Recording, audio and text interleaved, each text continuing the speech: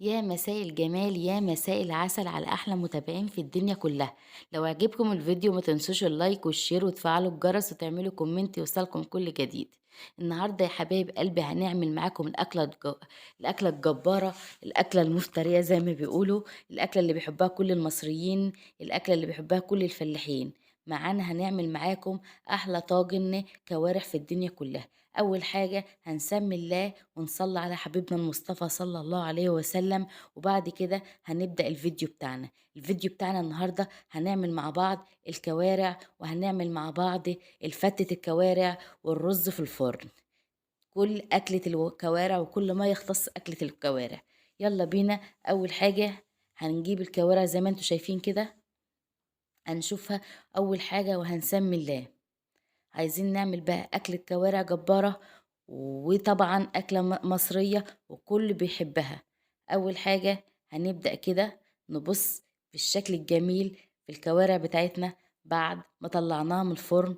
شكلها ايه؟ أول حاجة هنمسك الكوارع نغسلها كويس، أهم حاجة غسيل الكوارع ومبقاش ريحتها فيها زفرة خالص. زي ما انتوا شايفين كده انا طبعا اللي بيعمل الكوارع معاكم ست الكل امي، قاعده تعمل لنا الكوارع هي وبتنضفها.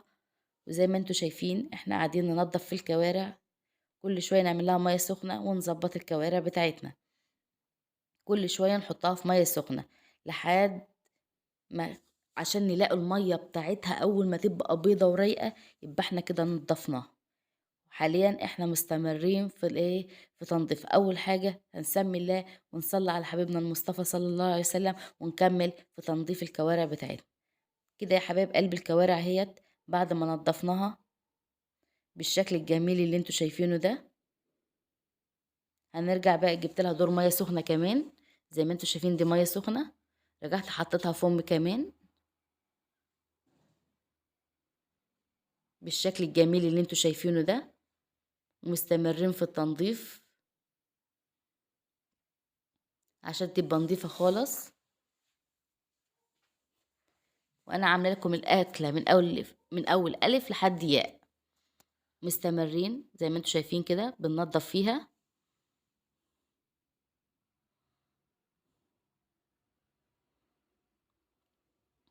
وادي التوم بتاعنا، مقشره 3 روز توم، طبعا كوارع يعني توم، توم بقى للفته وتوم للكوارع وكده.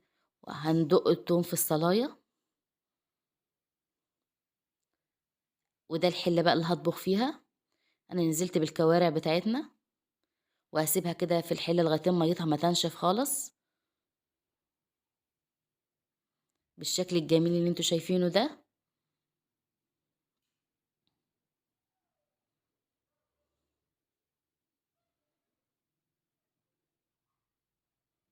وبعدين هننزل بالزبده والحبهان، وهننزل بقى بالثوم والبصل، نزلنا ب5 بصلات، وهننزل بالثوم 3 روز توم زي ما انتوا شايفين كده نزلنا عليهم. وهنبدأ نقلب الكوارع بقى، ونزلنا بالفلفل الأسمر ونزلنا بالملح، وهنقلب الكوارع بتاعتنا.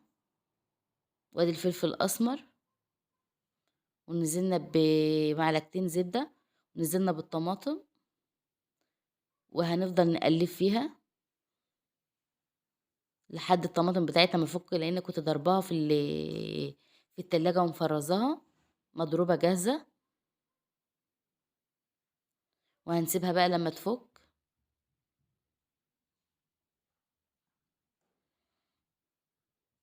ودي شكل الكوارع بتاعتنا بعد اللي الطماطم ما فكت فيها. وهنغطي عليها ونسيبها 5، ونرجع نبص عليها تاني. ادي كوارعنا في الشوربة اهيت، هنزود لها كاتل مية سخن. وادي الكوارع بتاعتنا يا حبايب قلبي بعد ما طابت بشكلها الجميل اهوت. شفت شربتها؟ شفت جمال الشوربة؟ شفت شربتها حمرا وجميلة ازاي؟ تسلم الايادي. ودي شكل الكوارع بتاعتنا بعد ما طابت. الف هنا والف شفاء على قلبكم.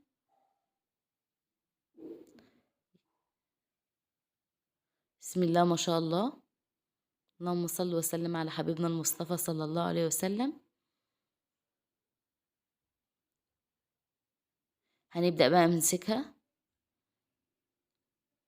هنطلعها ونرصها، هنرصها في الصينية عشان ندخلها الفرن تاخد لون.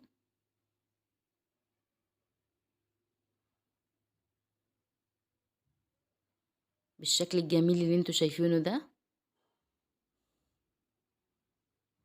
مستمرين في الرص.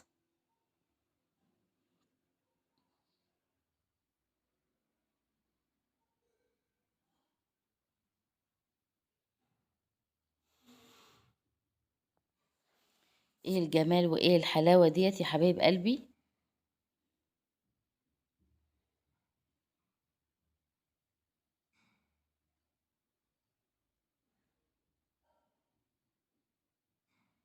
انا قلت ادوق الحتة دي، لقيتها مغرية كده، قلت اما ادوق.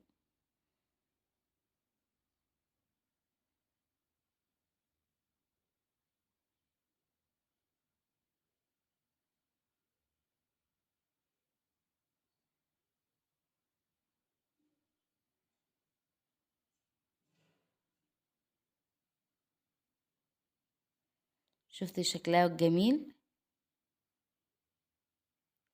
وادي كده صينيتنا يا حبايب قلبي. يلا بينا بقى ندخلها الفرن عشان تاخد احلى لون واحلى شكل. بسم الله ما شاء الله. شوفي يا حبايب قلبي الجمال، شكلها روعة خالص.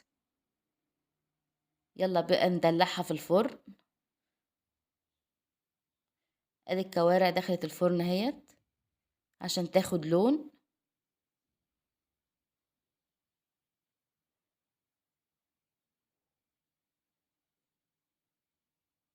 ودي شكل الكوارع بتاعتنا بعد ما طلعت. بألف هنا وألف شفا على قلبكم. تسلم الأيادي يا ست الكل. ودي كان الفيديو بتاع الكوارع يا حبايب قلبي. شفت شكلها الجميل.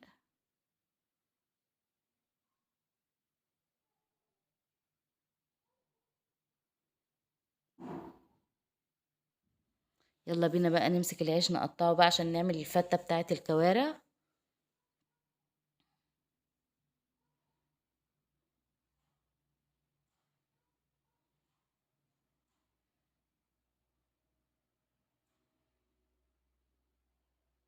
هنمسك بقى العيش بتاعنا نقطعه.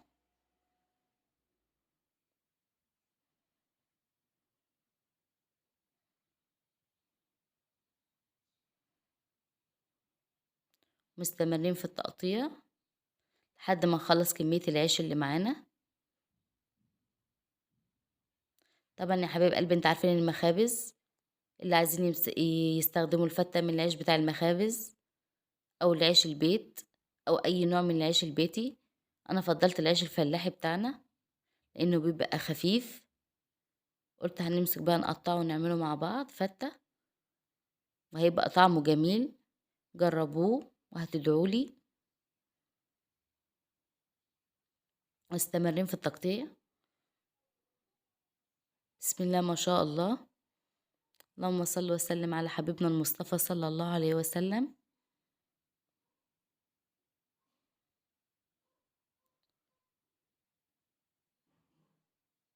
يلا يا حبايب قلبي، اعملوا بقى اشتراك كده واعملوا كومنتات وتعليقات وارفعوا كده من معنويتي وساعدوني ان اكمل واستمر. وهنكمل في التقطيع العيش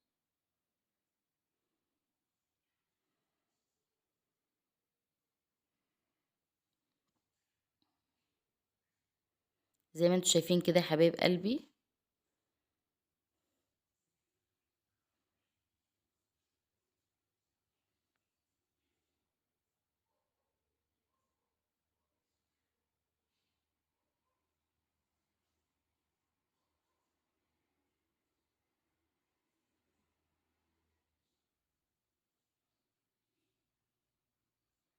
وبنكمل تقطيع زي ما انتوا شايفين كده بالشكل الجميل ده.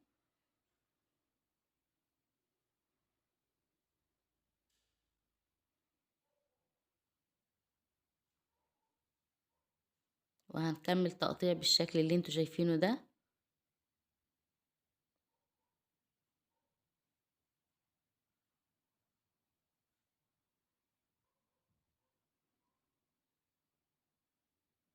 لحد ما نخلص الكمية اللي معانا.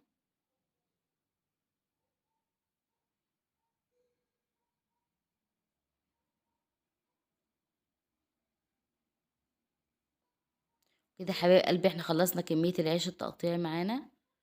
هنبدأ بقى نجيب بولة وننزل بالعيش في البولة بتاعتنا زي ما انتوا شايفين كده. جبنا بولة ونزلنا بالعيش فيها، وهننزل بالثوم بقى اللي دقينه في الصلاية، وهنقلب العيش بالثوم ونشرب العيش بالتومة زي ما انتوا شايفين كده.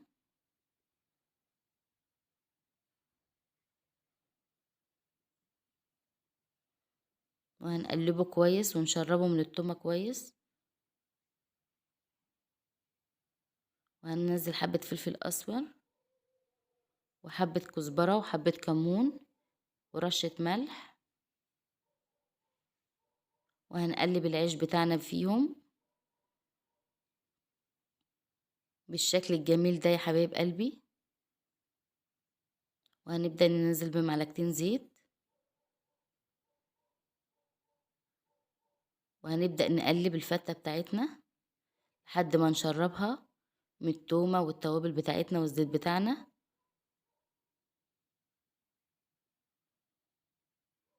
يا جماله. هنبدأ نجيب طماطماية صغيرة وتبقى ياريت طرية، وهنبدأ نقطعها كده. اللي عايز يستبدل الطماطم بمعلقة صلصة عادي زي ما تحبوا، بس أنا عايزة طماطماية هتديني لون وهتديني طعم لأنها فريش. وهنقلب الطماطماية مع العيش بالشكل الجميل اللي انتوا شايفينه ده.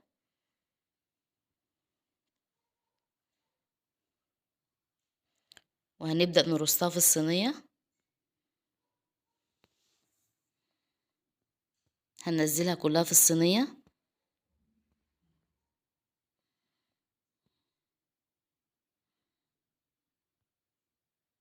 بالشكل اللي انتوا شايفينه ده.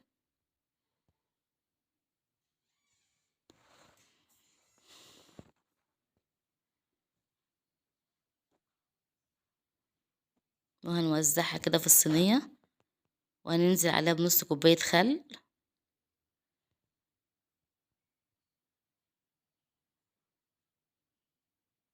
وهنولع النار وهنديها تشويحتين لحد ما نوصل للون الذهبي بتاعنا.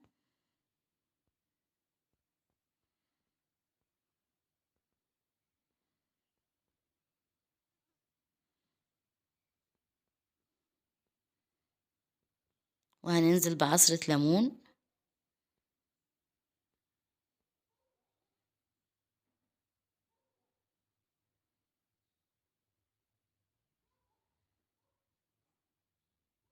وهنفضل نقلب بالشكل الجميل اللي انتوا شايفينه ده.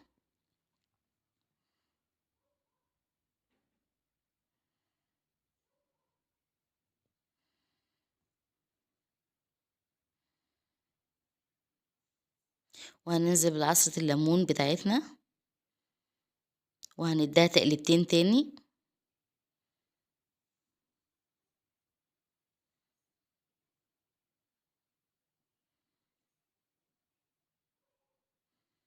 وكده يا حبايب قلب الفتة بتاعتنا تكون خلصت وجاهزة على التقديم بالشكل الجميل اللي انتوا شايفينه ده.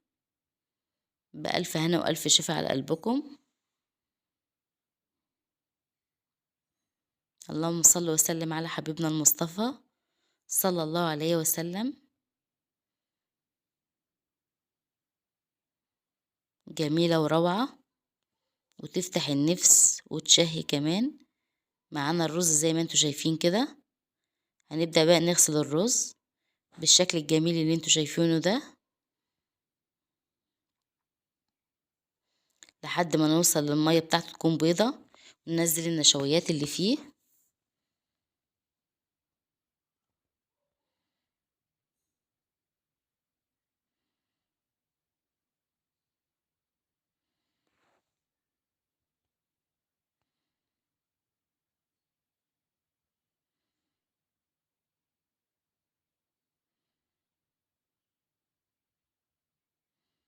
كده يا حبايب قلبي يكون الرز بتاعنا اتغسل.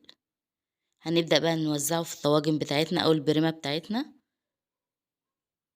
وهنوزع الرز في البريمة زي ما انتوا شايفين كده، وهنسيبه في البرام كل برام حوالي سنتي عشان الرز بتاعنا ياخد راحته ويرتفع ما يعجونش معانا. وهندخله الفرن، هنحط عليه الملح بتاعنا، كل واحد معلقة ملح زي ما انتوا شايفين كده، وهننزل عليهم باللبن لحد ما نملى البريمة اللبن بتاعنا. وكده حطينا عليهم البريمة اللبن بالشكل اللي انتوا شايفينه ده، والمسافة اللي هنسيبها برضو في البرام للبن برضو عشان البرام ياخد راحته. وبعد كده يلا ندخل البريمة الفرن مع بعض. وكده يا حبيب قلبي شكل البريمة بتاعتنا بعد ما طلعت من الفرن، بألف هنا وألف شفا على قلبكم. اللهم صل وسلم على حبيبنا المصطفى صلى الله عليه وسلم. وكده يا حبايب قلبي تكون الحلقة الجبارة بتاعتنا خلصت. يا رب لو عجبكم الفيديو تعملوا لايك وشير وتعملوا كومنت وتفعلوا الجرس يوصلكم كل جديد. والسلام عليكم ورحمة الله وبركاته. انتظرونا في فيديو جديد من أكلات أحمد ومحمد مطبخ شيري. انتظروني. باي باي.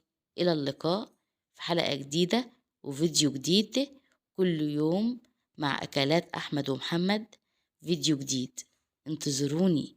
باي باي. السلام عليكم ورحمة الله وبركاته.